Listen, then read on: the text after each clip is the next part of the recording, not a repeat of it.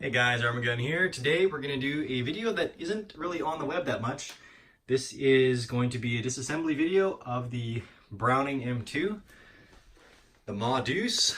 This one is in Canada. This is in semi-automatic only, so that's why I'm able to have one here. These are pretty rare, but again, they're in Canada, they're not restricted, so as long as you're appropriately licensed, you can have these things. You can shoot them in wherever it's legal to shoot firearms. So this is what it's chambered in. It's linked 50 BMG. And yeah, it's gonna be a little awkward to do this video just because it's so huge. And my tripod's kind of up here, and for most of the tasks I need both hands. But we'll go through it and step by step, and I'll do some explaining around the way. And yeah, let's get on with it. Okay, so first off, you're gonna take off your spade grip. So first actually, you're gonna take off your barrel. I've already removed that because I couldn't fit, like the only place I could take this video in the first place is on my bed. But I've already removed the barrel. Mine is a twist-off design, not a quick detach. So if you're doing the twist-off design, what you're going to do is take your action.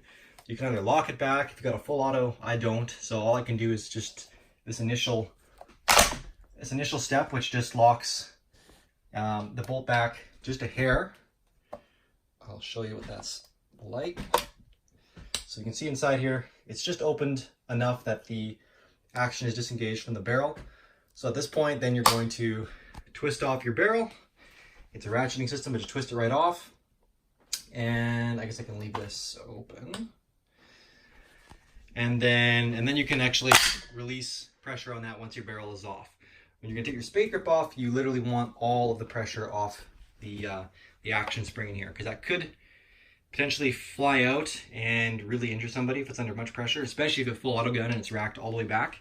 Definitely be careful. Okay, so the next part, to get the spade grip off, there's these two little latches. There is the first one here. It's a little bit better of an angle there. Here's good, okay.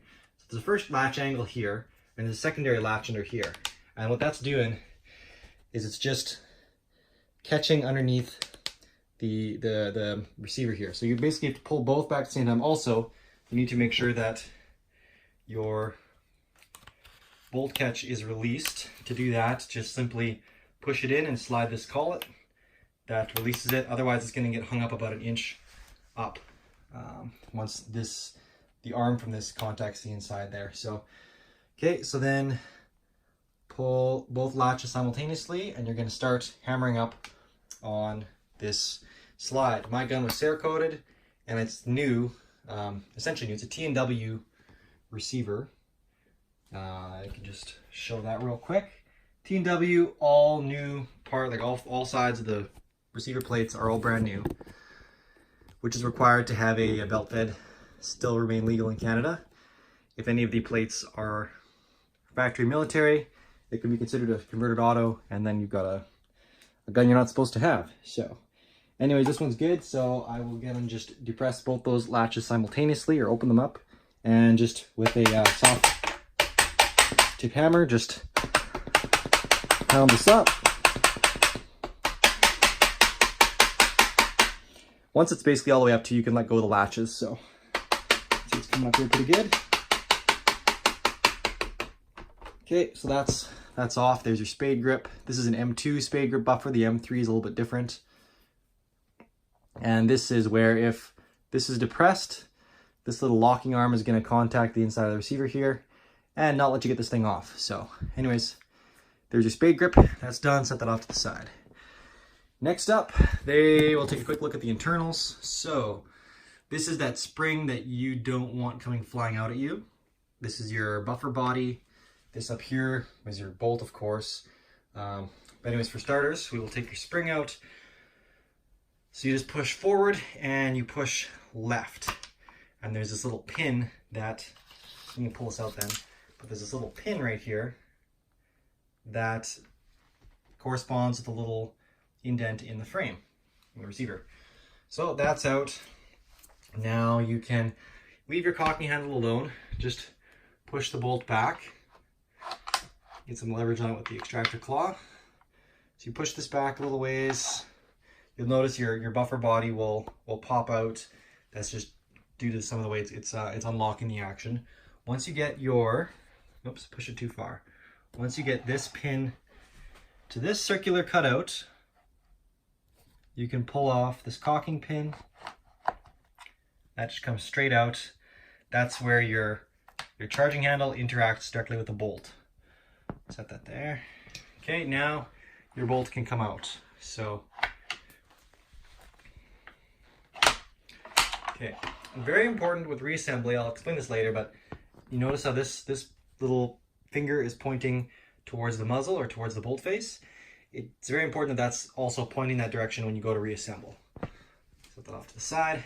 All right, next part, there is my punch. This little guy right here. So there's this locking wire, there's a pinhole there. This pinhole right here contacts a piece of spring steel that's attached to the bolt body, or the buffer housing. You press that, and then you can pull this out. And it's kind of a tip to doing that is while you've got this pushed in, you get some fingers behind the barrel extension up here, and then just pull back, and that's that works pretty well. So I'll put my camera back in the tripod, and then we'll do that. Sorry, this is kind of very clunky to try and get this all done, but it's I just want to get this video out there because there's not a lot of content on this firearm. And disassembly, I had to talk to a Special Forces armorer to get this information. So anyways, again, I'm gonna use a little punch just to take some pressure on that spring steel there. And grab up here with my two fingers just to coax this out a bit. You'll see this pop out. So there we go. Now just continue to pull this back. This whole assembly can slide out. Like so. So this is your barrel extension and your lock block is there, and this is your buffer body. These two accelerator fingers are important. I'll get to those in a bit. This is that piece of spring steel that you were depressing with the punch. Essentially you're contacting right about there.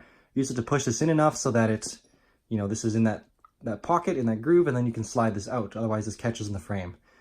This little lug right here is also important.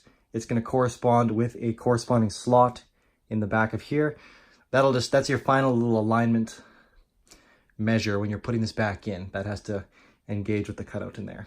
So anyways, to get these separated, just push down on these accelerators, and that'll kind of separate your barrel extension from your buffer body. So that we'll put this is, again, there's a cross pin in here that's keeping your lock block on. That's about it. This gun is very cool the way the action works. Maybe I'll leave that for another video. So here's your buffer body and here's your accelerators. These are important later in the video for reassembly. This, your buffer spring, you can just pull straight out. I'm not sure about, I think full autos are probably the same. I know there's differences between the semi-automatic parts and the full auto parts. There's certain blocks inside the receiver and certain cuts in these parts that make it so that they deny full auto parts going in, only the semi-automatic parts go in. However, the parts themselves they're identical looking. So there's your buffer spring. It's cut out with these little keys. There's only one way to put it back in. But the easy way of knowing is that these serrations face up. So I'll set that aside. Your buffer body in all its glory. And that's pretty much it. We'll take a quick look at the disassembled receiver here, disassembled action, and then I'll start putting it back together. So that's the gun.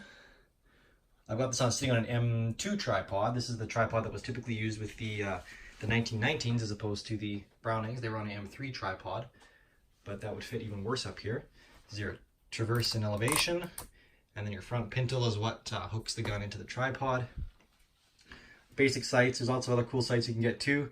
Cool ones like Crane Industries that are a nice fancy kind of backup iron sight, and then there's also a pick rail you can put on here, and you can put all sorts of cool stuff. Trijicon MGRS is definitely on my wish list. But yeah, that's the gun. This again is that little hole where you push the punch through to engage on this. Where'd it go? This spring right here. That's the inside of your gun. So that's about it. I'm gonna cut it here, and I'm gonna do a separate assembly video just to keep the whole thing from being too long. So Thanks, guys. Again, my Instagram at arm.and.gun. Check it out. I post there daily.